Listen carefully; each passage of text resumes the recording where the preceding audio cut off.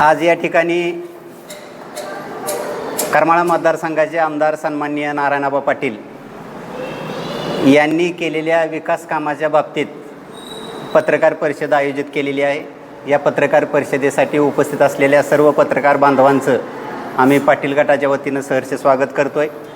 ज्यांच्या प्रमुख उपस्थितीमध्ये ही पत्रकार परिषद होते ते करमाळा तालुक्याचे युवा नेते आज पृथ्वीराज भैया पाटील या ठिकाणी उपस्थित आहेत।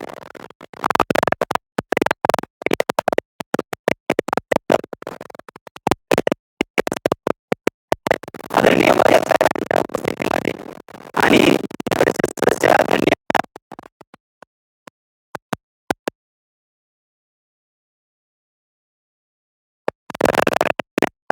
विजय नवले आणि पाटील गटाचे मार्गदर्शक तथा भारत शिक्षण प्रसारक मंडळाचे सचिव आदरणीय प्राध्यापक अर्जुनरावजी सरक सर यांच्या प्रमुख उपस्थितीमध्ये ही पत्रकार परिषद या ठिकाणी आयोजित केलेली आहे। ही पत्रकार परिषद आयोजित करत असताना करमाळा तालुक्यातील पूर्व भागासाठी अतिशय महत्त्वाचा असलेला रस्ता कंदर ते रोपळे कनेरगाव, कंदर केम रोपळे कनेरगाव हा जो रस्ता आहे, हा रस्ता आदरणीय आमदार नारायणआबा पाटील यांच्या प्रयत्नातून त्या रस्त्याला मंजुरी मिळण्यात आणि निधी मिळण्यामध्ये यश आलेलं आहे। आणि असं झाल्यानंतर सुद्धा प्रसिद्धी माध्यमांना आम्ही काही बातम्या दिल्यानंतर आदरणीय आमदार नारायणआबा पाटील यांनी स्टेटमेंट दिल्यानंतर सुद्धा करमाळा तालुक्यातील जे काही आमचे प्रतिस्पर्धी आहेत त्यांनी तुम्हाला सांगतो विनाकारण या रस्त्याचं श्रेय घेण्याचा प्रयत्न केलेला आहे। तर आम्ही या पत्रकार परिषदेमध्ये काही आमच्याकडचे भक्कम पुरावे या ठिकाणी तुमच्यासमोर उपस्थित करत आहोत। आदरणीय आमदार नारायणआबा पाटील यांनी या रस्त्याची मागणी वारंवार सार्वजनिक बांधकाम मंत्री आदरणीय शिवेंद्रराजे भोसले यांच्याकडे केलेली होती। त्याचबरोबर राज्याचे लोकप्रिय मुख्यमंत्री आदरणीय देवेंद्रजी फडणवीस साहेब, सोलापूर जिल्ह्याचे पालकमंत्री आदरणीय जयकुमारजी गोरे साहेब आणि माजी खासदार आदरणीय रणजितसिंह नाईक निंबाळकर यांच्या माध्यमातून या रस्त्याला निधी मिळण्यासाठी त्यांनी वारंवार प्रयत्न केलेला होता। या रस्त्याची पार्श्वभूमी अशी की 5 फेब्रुवारी 2026 जिल्हा परिषद पंचायत समितीच्या निवडणुकीच्या निमित्तानं केम येथे एक जाहीर सभा झालेली होती। पूर्व भागाचे ज्येष्ठ नेते माजी जिल्हा परिषद सदस्य आदरणीय दिलीपदादा तळेकर यांनी प्रामुख्यानं आमच्या भागातील प्रमुख समस्या म्हणून या रस्त्याचं काम आमदार साहेब तुम्ही मार्गी लावावं अशी जाहीर सभेतून मागणी केलेली होती। त्यांचे सुपुत्र केमचे माजी सरपंच आणि विद्यमान जिल्हा परिषद सदस्य आदरणीय अजितदादा या गोष्टीला साक्षीदार आहेत। केममधले तमाम नागरिक आणि संपूर्ण केम आणि पंचक्रोशीतील नागरिक मतदार बंधू त्या सभेला उपस्थित होते। याच्यानंतर आदरणीय आमदार साहेबांनी या रस्त्यासाठी पाठपुरावा सुरू केला आणि हा पाठपुरावा सुरू करत असताना काल बागल गटाच्या नेत्या रश्मी बागल यांनी एक पत्र टाकलेलं आहे सोशल मीडियावर आणि त्याच्या आधारेच एक बातमी दिलेली आहे, ती संपूर्णपणे खोटी आहे। त्या पत्रामध्ये त्यांनी हा रस्ता हममधून केलेला आहे असं सांगितलेलं आहे। त्यांना याबाबत पुरेशी माहिती नाही। हा रस्ता ADB म्हणजे एशियन डेव्हलपमेंट बँक या योजनेतून महाराष्ट्र सरकारनं केलेला रस्ता आहे आणि हा रस्ता करत असताना आदरणीय आमदार साहेबांनी पालकमंत्र्यांकडं आणि सार्वजनिक बांधकाम मंत्री यांच्याकडं वारंवार पाठपुरावा केला। याच्यानंतर सार्वजनिक बांधकाम प्रादेशिक विभाग मुंबई महाराष्ट्र शासन यांनी 20/5/2026 रोजी एक पत्र पाठवलेलं आहे। ते पत्र पाठवलेलं आहे मुख्य अभियंता सार्वजनिक प्रादेशिक विभाग पुणे ह्यांना एक मुख्य पत्र पाठवलेलं आहे। ह्या पत्रामध्ये आदरणीय आमदार साहेबांचा संदर्भ त्यांनी दिलेला आहे। विषय काय? आशियाई विकास बँक अर्थसहाय्याने करावयाच्या कामाबाबत। संदर्भ मान्य श्री नारायण गोविंदराव पाटील विधानसभा सदस्य करमाळा यांचे 14/5/2026 रोजीचे पत्र। संदर्भीय पत्रानुसार श्री नारायणआबा पाटील विधानसभा सदस्य करमाळा यांनी माननीय मंत्री सार्वजनिक बांधकाम यांना अघोषित केलेल्या 14/5/2026 रोजीचे पत्र कार्यालयास प्राप्त झाले आहे। सदर पत्राची प्रत सोबत जोडण्यात आलेली आहे असं सांगून त्यांनी या रस्त्याचं इस्टिमेट करायची, या रस्त्याचा सर्वे करायच्या सूचना ह्या महाराष्ट्र राज्याच्या सार्वजनिक बांधकामाच्या सचिवांनी पुणे विभागाला दिलेल्या होत्या। म्हणजे असं जर संदर्भ असलेलं एखादं पत्र रश्मी बागल यांच्याकडे जर असेल तर त्यांनी करमाळा तालुक्यातील प्रसिद्धी माध्यमापुढं अवश्य सादर करावं। विनाकारण आपण न केलेल्या कामाचं श्रेय त्यांनी घेऊ नये। मला वाटतं काल परवा महाराष्ट्रातले उभरते वक्ते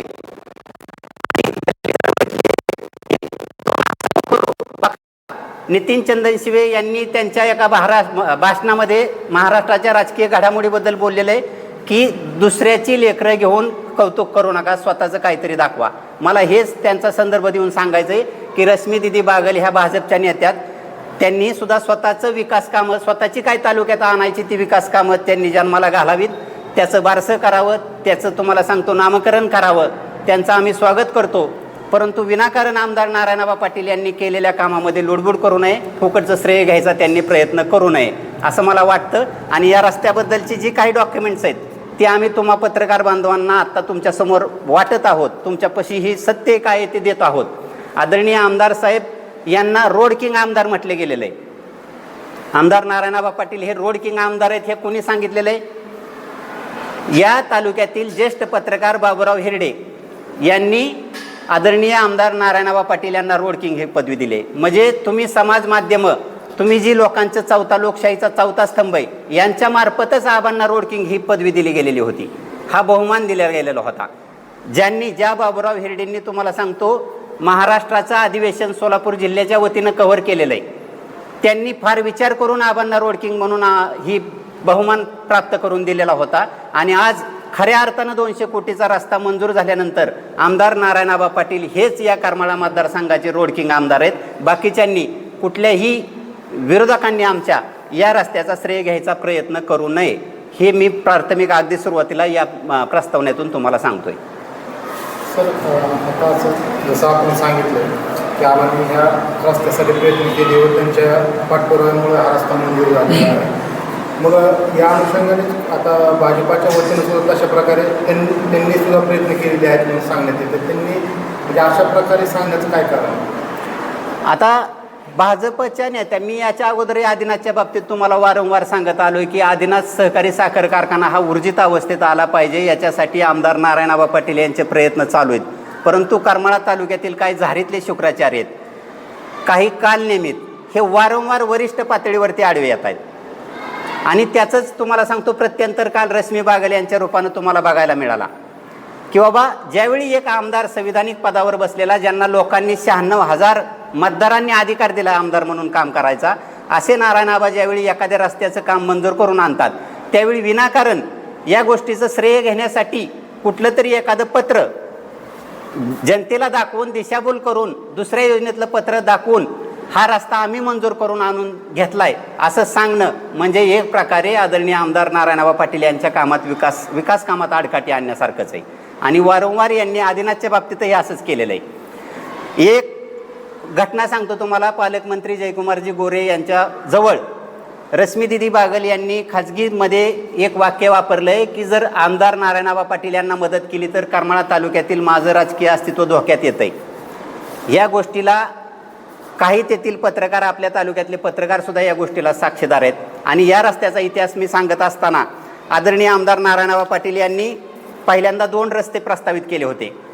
येल आकाराचे रस्ते करमाळा मतदारसंघातले द्या म्हणून सांगण्यात आल्यानंतर मला वाटतं गुळसडी वडशिवणे हा करमाळा गुळसडी वडशिवणे हा एक रस्ता सांगितला होता आणि हा एक रस्ता सांगितला होता. कंदर, केम, रोपळे आणि कनेरगाव हा येल आकारातला रस्ता सांगितला होता.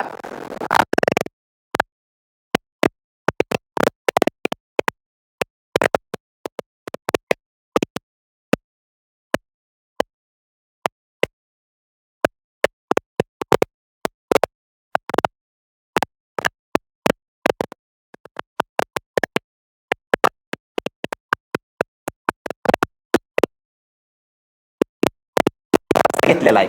परंतु पत्रावरती तो रस्ता असल्यानंतर आदरणीय आमदार नारायणआबा पाटील पालकमंत्र्यांना सांगितलं की बाबा माझ्यासाठी दोन्ही रस्ते महत्त्वाचे आहेत, परंतु त्याच्यात सुद्धा मला हा कंदर, केम, रोपळे आणि कनेरगाव हा रस्ता अतिशय महत्त्वाचा आहे. साहेब मला एक तर दोन्ही रस्ते द्या, अन्यथा हा रस्ता मला प्रामुख्यानं द्या आणि 6 महिन्याच्या अंतरानं मला दुसरा रस्ता द्या. त्यावेळेस त्यांनी सांगितलं की बाबा मी सचिवांना, म्हणजे जे त्यांचे स्वीय सहाय्यक आहेत पालकमंत्र्यांचे, त्यांना मी सांगतो. आणि त्यांनी तसं त्यांना सांगितलं. त्याच्यानंतर शिवेंद्रराजे भोसले यांच्यासुद्धा जवळसुद्धा आदरणीय आमदार साहेबांनी असंच बोलून दाखवलं. त्यावेळेस सुद्धा त्यांनी आदरणीय आमदार साहेबांनी सांगितलं की मी तुमच्या सचिवांना भेटून आलेलो आहे आणि तुम्ही फक्त फोन करा असं त्यांनी सांगितलेलं आहे. त्यावेळी स्वतः शिवेंद्रराजे सिंहराजे भोसले यांनी त्यांच्या सचिवांना फोन केला आणि आमदार नारायणराव पाटील जो रस्ता सांगतायत तो रस्ता प्रामुख्यानं घ्या असं सांगण्यात आलं. या गोष्टीला करमाळा तालुक्यातील पत्रकार तिथं साक्षीदार म्हणून उपस्थित होते.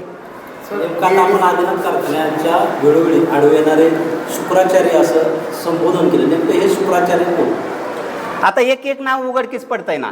करमाळा तालुक्यातील आमदार नारायणराव पाटील यांची राजकारणाची पद्धत 2014 ते 19 मध्ये तुम्ही बघितलेली आहे. 2014 ते 19 मध्ये शिवसेना आणि भाजपचं सरकार असताना त्यावेळी उद्धव ठाकरेंची शिवसेना आणि भाजप यांच्यामध्ये फारसं शक्य नव्हतं. आतमध्ये असताना सुद्धा अंतर्गत वाद होते. तरीसुद्धा आदरणीय आमदार नारायणराव पाटील यांनी एक समतोल साधत आदरणीय ज्येष्ठ नेते चंद्रकांतदादा पाटील यांच्या माध्यमातून बरीच कामं या करमाळा मतदारसंघामध्ये केलेली आहेत. आबांची काम करण्याची पद्धत आहे ही अगदी सचिवापासून ते मंत्र्यांपर्यंत नमत होऊन ते अतिशय लवचिकता दाखवून कामं करण्याची पद्धत आहे. आणि मग ही काम करत असताना आता सध्या जे भाजपची पदं भूषवत आहेत किंवा महायुतीच्या सरकारमध्ये आम्हाला फारसं महत्त्व द्या मानतायत, आम्हाला गिनो मानतायत, अशीच लोक झारीतले शुक्राचार्य आहेत. नेमकं कुणावरती लोक असणार नाव शुक्राचार्याचं नाव? आता महायुतीतल्या आमच्या जिल्हा परिषद पंचायत समितीच्या निवडणुकीला जे जे विरोधात होते आमच्या सगळ्या ते सगळे आमच्या बाबतीत झारीतले शुक्राचार्य आहेत. पाटील पण विरोधात होते ते सुद्धा आहे. मोहिते पाटलांबद्दल या करमाळा तालुक्यामध्ये हां मोहिते पाटलांबद्दल नाही याच्यामध्ये येत. मोहिते पाटलांनी उघड विरोध केलेलाच नाही. त्यांनी स्वतंत्र उमेदवार उभा केले होते. पाठीमध्ये देखील 8 कोटीचा निधी मंजूर झालेला दोन्ही गटाकडून जे आहे ते श्रेयवत पाहायला मिळतं. त्या संदर्भात काय सांगा? 8.5 कोटीचा रस्ता 17 रस्ते मंजूर केलेले आहेत. ते आमदार नारायणराव पाटील यांनीच मंजूर केलेले होते. त्याच्याबद्दलही आमच्याकडे सगळे डॉक्युमेंट्स आहेत. ते तुम्हाला आम्ही आता पोचवतोय. आणि हे रस्ते सुद्धा आदरणीय आबांच्या प्रयत्नातनं झालेत. आता ॲडव्हान्समध्ये तुम्हाला एक सांगतो की करमाळा तालुक्यातील पानंद रस्त्यासाठी कालच आमदार नारायणराव पाटील यांच्या माध्यमातून 2.5 कोटी रुपयांचा निधी मंजूर झालेला आहे. याच्याबाबतही आमचे विरोधक आता काहीतरी बातम्या तुमच्यापाशी देणार आहेत. सर EDB आणि हॅमच्या अंतर्गत कारण की आपण EDBच्या अंतर्गत योजनेअंतर्गत हा रस्ता मंजूर झालेला म्हणून सांगितलेला आहे. तर बागल यांच्याकडून हॅम अंतर्गत मंजूर झालेला आहे. नेमकं EDB का हॅम कशातून येईल? हे पत्र आहे हे महाराष्ट्र शासनाच्या राज्याच्या बांधकाम विभागाच्या सचिवांचं पत्र आहे आणि त्यांचा उल्लेख आहे EDBचा. म्हणजे ज्यांना रस्त्याच्या बाबतीत ज्यांनी एक जुनं पत्र दाखवलंय, जुन्या पत्राच्या आधारावर जर श्रेयवाद घेत असतील तर पत्रकार बांधवांनी हाच प्रश्न त्यांना विचारावा. सर आदिनाथचा विषय तुम्ही आता काढला. आदिनाथच्याच विषयावरून करमाळा तालुक्याचे माजी आमदार जीवनराव जगताप यांनी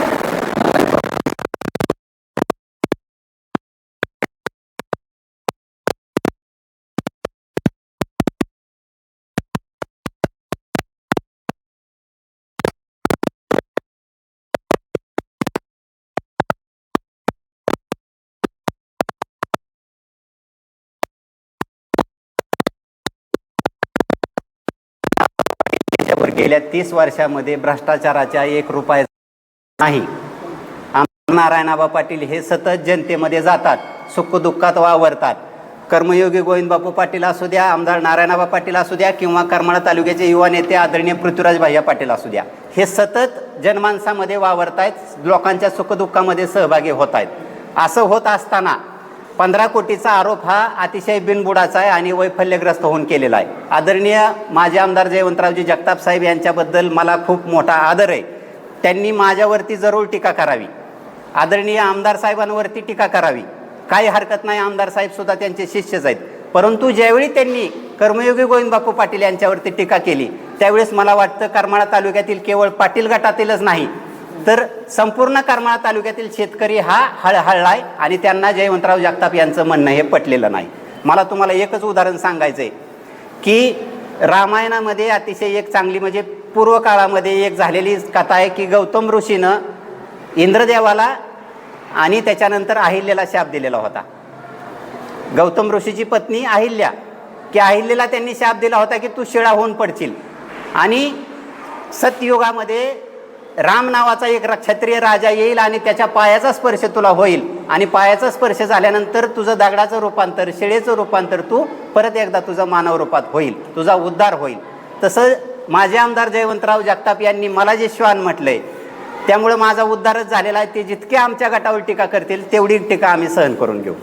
आदिनाथचं भविष्य काय असेल, भवितव्य काय असेल पुढे यापुढे आत्तापर्यंतच्या काळात प्रोसिजर झाली नेमकं काय होऊ शकतं? आदिनाथ सहकारी साखर कारखाना हा कर्मयोगी गोविंदबापू पाटील यांच्या त्यागातून उभारलेला आहे. आदिनाथबाबत जे काही निर्णय घ्यायचे त्याचे सभासदांनी अधिकार हे आदरणीय आमदार नारायणआबा पाटील यांना दिलेले आहेत. आदिनाथ सहकारी साखर कारखाना हा केवळ कारखाना नसून पाटील कुटुंबाच्या सदस्यापैकी एक अविभाज्य घटक आहे.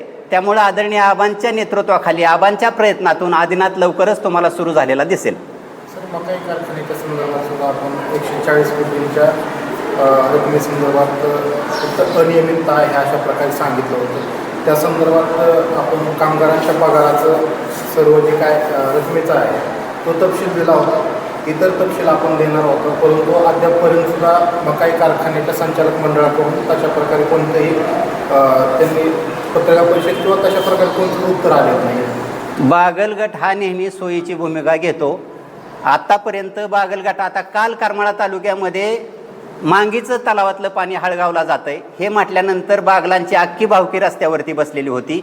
माजी राज्यमंत्री स्वर्गीय दिगंबररावजी बागल यांची कर्मभूमी, ज्या गावचे सरपंच पदापासून राज्याच्या मंत्रिपदापर्यंत त्या माणसानं दरमजल मारली, राजकीय प्रवास केला, त्यांच्या कर्मभूमीमध्ये बागलांच्याच भावकीला आज रस्त्यावरती बसायची वेळ आलेली आहे. आमदार नारायणआबा पाटील यांनी सगळ्यात अगोदर भूमिका जाहीर केली की बाबा मी हा विषय विधानसभेच्या अधिवेशनामध्ये मांडणार आहे आणि माझा एक संकल्प आहे नियोजित रेटेवाडी उपसा सिंचन योजना, या योजनेतून उजनीच्या माध्यमातून मी मांगी तलावासह उत्तर भागातील सर्व तलावात पाणी सोडणार आहे. तर मला वाटतं तुमच्या माध्यमातून मी रश्मीदिदी बागल असू द्या किंवा दिग्विजय बागल यांना आव्हान करतो की अगोदर तुम्ही तुमच्या गाववाल्याच्या पाठीमागं उभा राहा.